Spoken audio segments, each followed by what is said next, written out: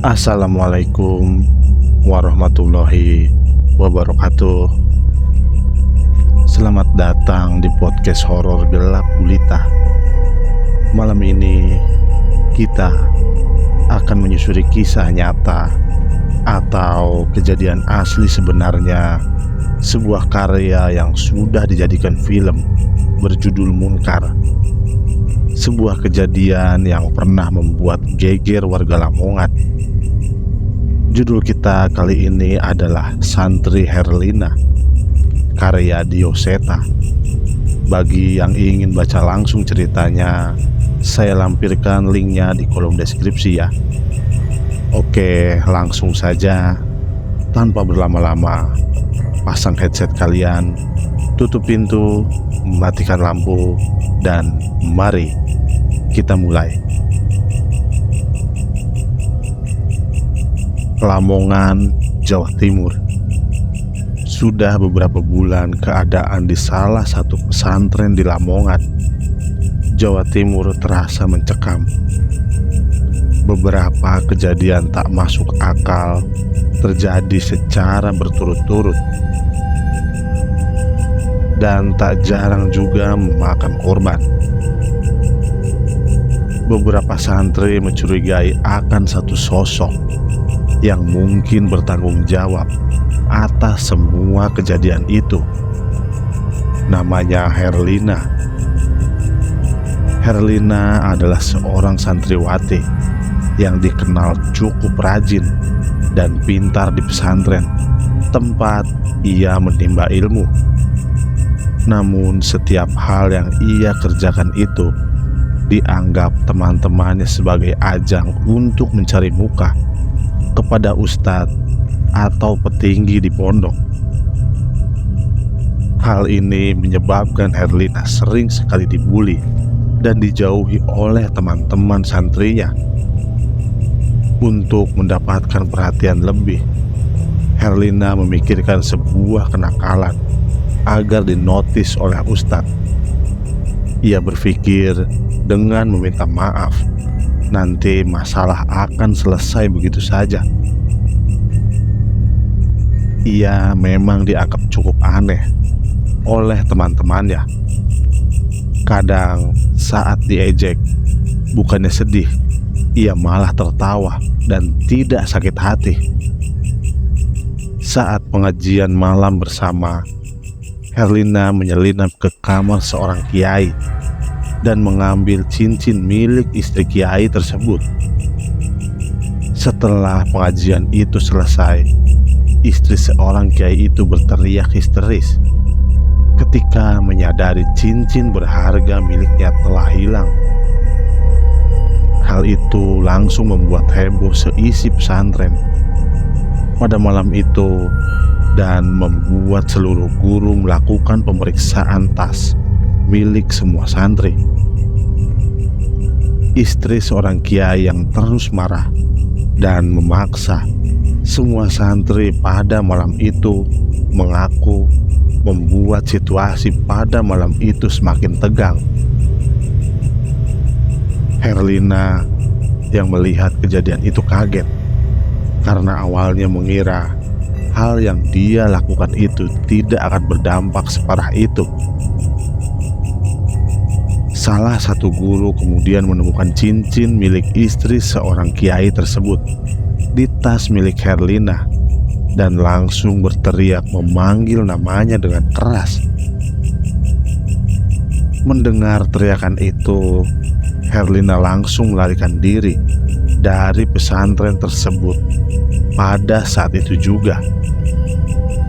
Namun, kejadian naas dialami oleh Herlina saat dirinya terpleset dan jatuh dari tangga gedung pondok. Hal itu pun menyebabkan Herlina tewas.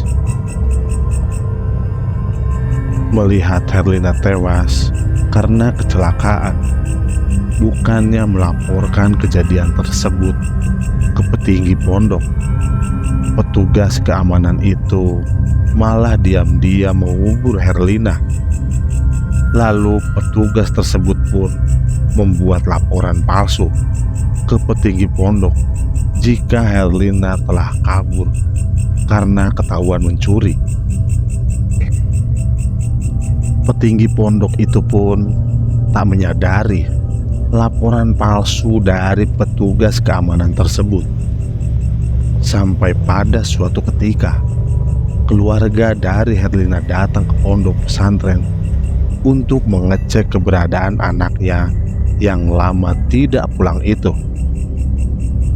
Namun, kepercayaan orang tua Herlina semakin terguncang ketika mereka menemukan sebuah kuburan kecil di sudut pondok pesantren.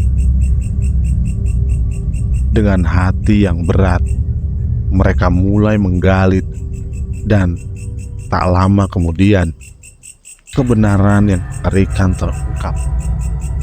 Herlina, anak mereka yang dicintai, telah meninggal dunia dan dikubur secara diam-diam oleh petugas keamanan pondok. Ketika duka mendalam menyelimuti keluarga Herlina, rasa amarah pun mulai tumbuh.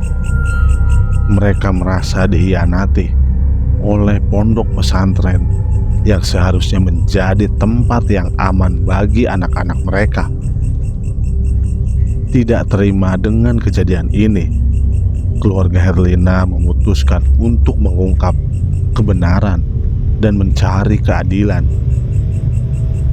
Orang tua Herlina yang diliputi dendam pun mencoba melimpahkan jasad Herlina ke dukun untuk dihidupkan kembali.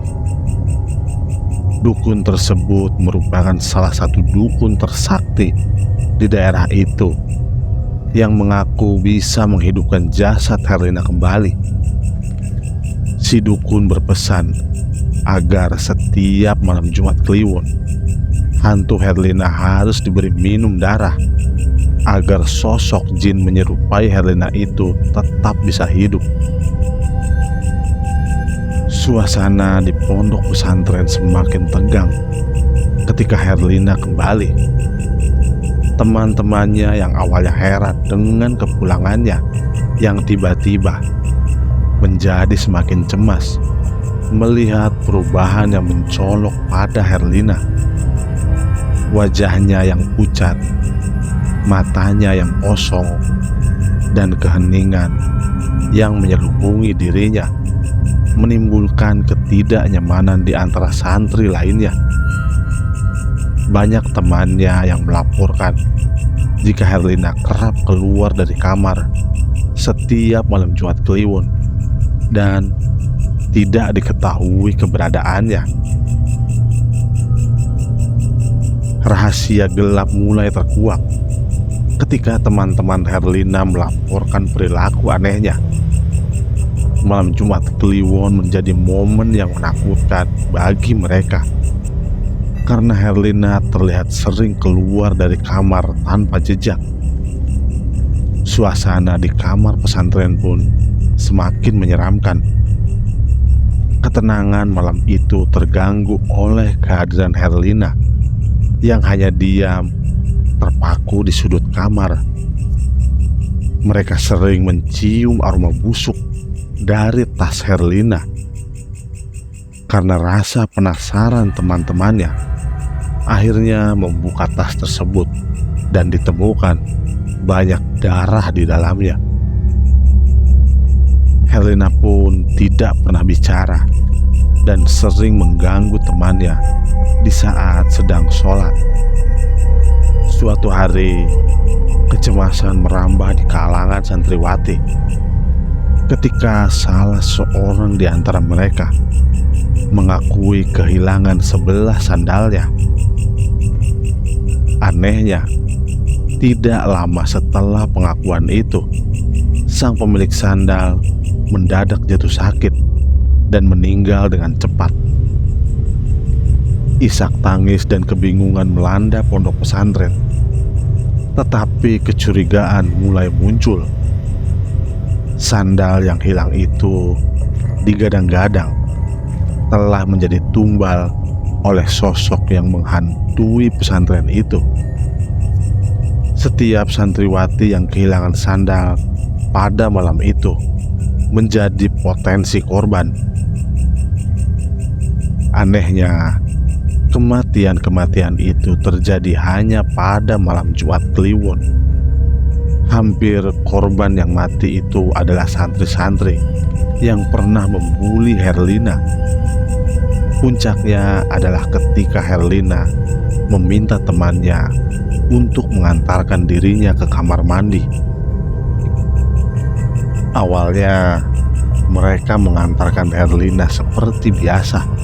Mereka menemani santriwati lain.